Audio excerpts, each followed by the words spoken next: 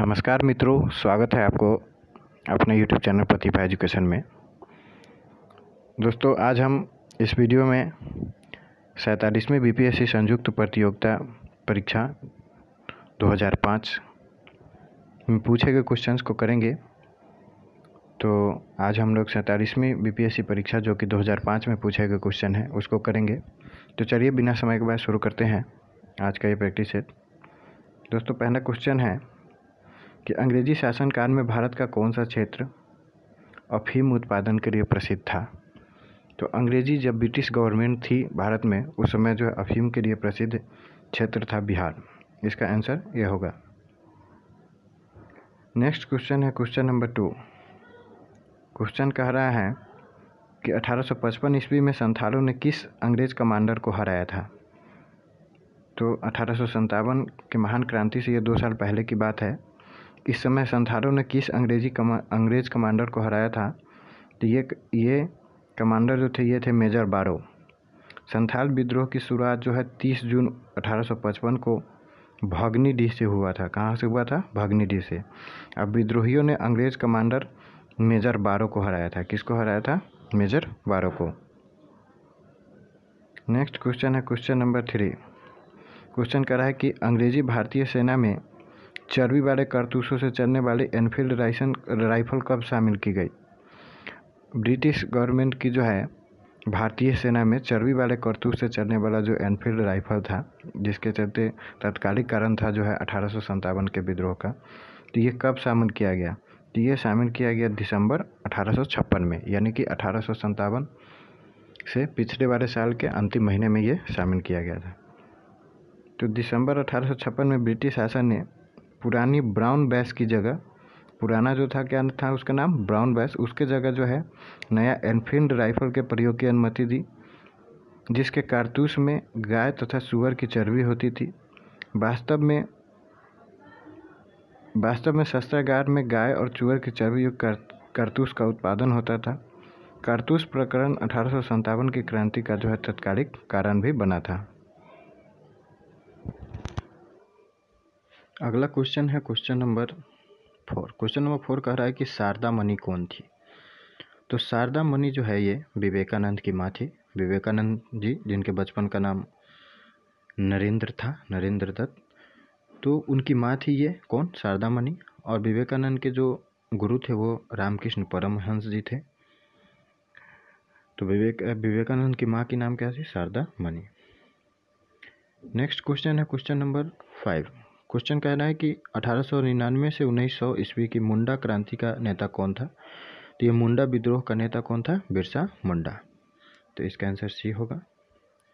Next question है question number 6। Akhil Bharatiya किसान सभा के प्रथम सत्र की अध्यक्षता किसने की। तो अखिल भारतीय किसान सभा के प्रथम सत्र की अध्यक्षता की स्वामी सहजानंद ने। किसने की? स्वामी सहजानंद ने। इसका आंसर ए होगा। सैयद अहमद खान ने 1888 में, कब?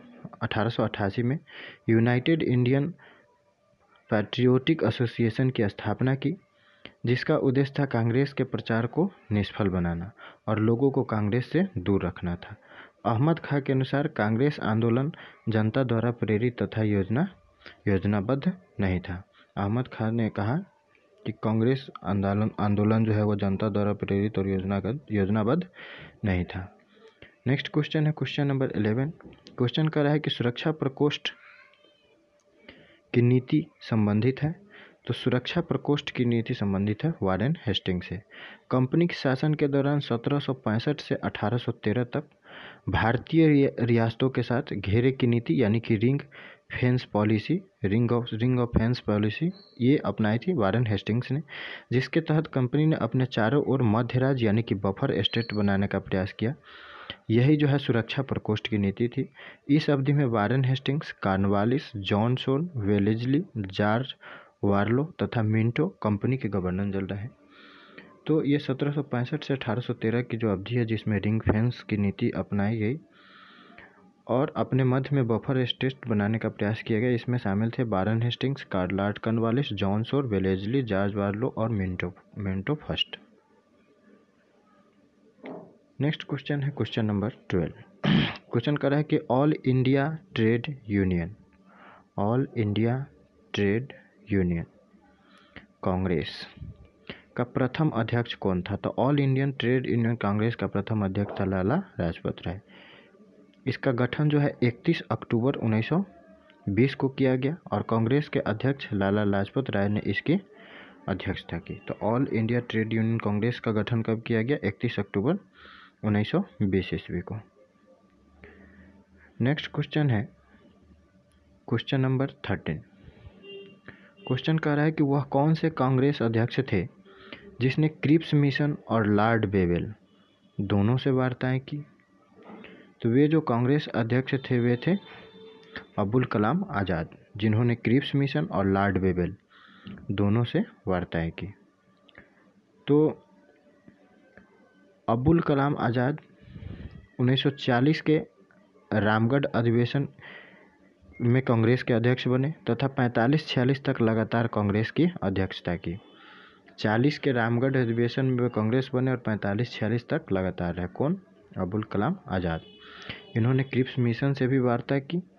क्रिप्स मिशन 1942 में आया था तथा बेबल से वार्ता 1945 में हुई थी। तो चूँकि 45-46 तक ये लगातार कांग्रेस के अध्यक्ष रहे, तो इस क्रम में जो ये दोनों घटनाएं हुई तो इसमें दोनों वार्ताएं किसने की? अबुल कलाम आज़ाद ने। नेक्स्ट क्वेश्चन है क्वेश्चन नंबर 14।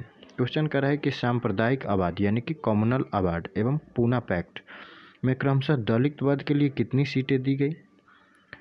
तो सांप्रदायिक आबाद में 71 दी गई। कितनी सीटें दी गई? 71। या कम्युनल आबाद में 71 और पूना पैक्ट में दी गई 147। तो सांप्रदायिक आबाद एवं पूना पैक्ट में जो क्रमशः दलित वर्ग को सीटें दी गई वो 71 और 147 थी।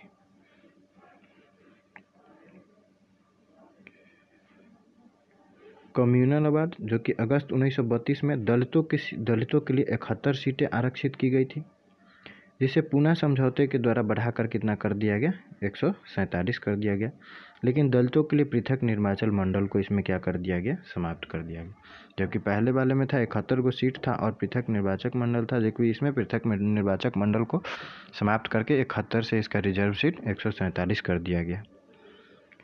नेक्स्ट क्वेश्चन है क्वेश्चन नंबर 15 कि भारत छोड़ो आंदोलन के समय इंग्लैंड का प्रधानमंत्री था। तो भारत छोड़ो आंदोलन के समय इंग्लैंड का प्रधानमंत्री था विंस्टन चर्चिल। कौन था? Winston Churchill.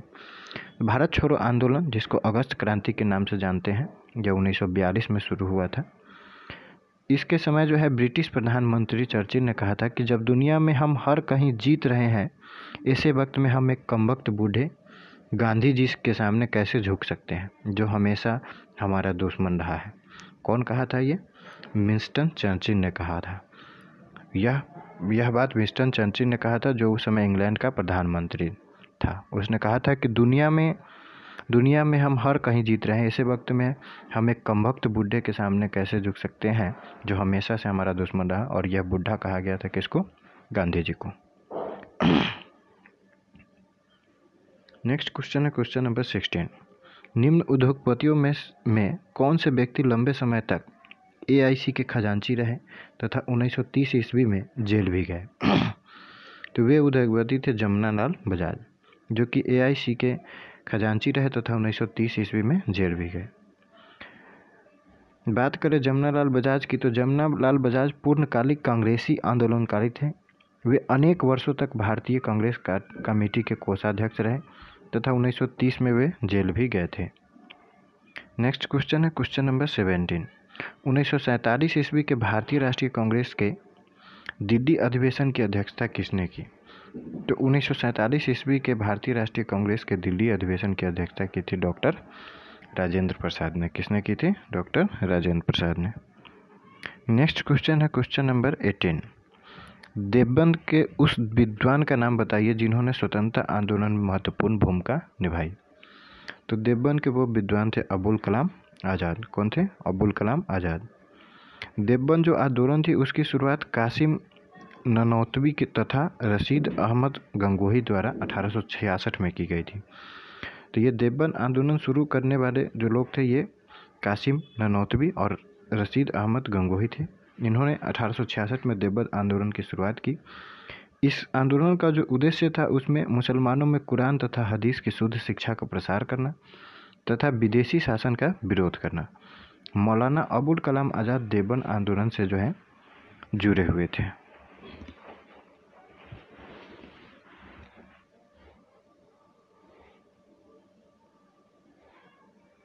नेक्स्ट क्वेश्चन है क्वेश्चन नंबर 90 कि बम्बई में अखिल भारतीय व्यापार संघ कांग्रेस यानी कि AITUC और इंडियन ट्रेड यूनियन कांग्रेस की स्थापना कब हुई? तो ये स्थापना हुई थी 1920 ईस्वी को। कब हुई थी? 1920 ईस्वी में। नेक्स्ट क्वेश्चन है क्वेश्चन नंबर 20 कि अमृत बाजार पत्रिका की स्थापना किसने की? तो अमृत बाजार पत्रिका की स्थापना करने वाले थे शिशिर कुमार घोष। शिशिर कुमार घोष तथा मोतीलाल घोष ने 1868 में जेसौर से, कहाँ से? जेसौर से अमृत बाजार पत्रिका निकाली।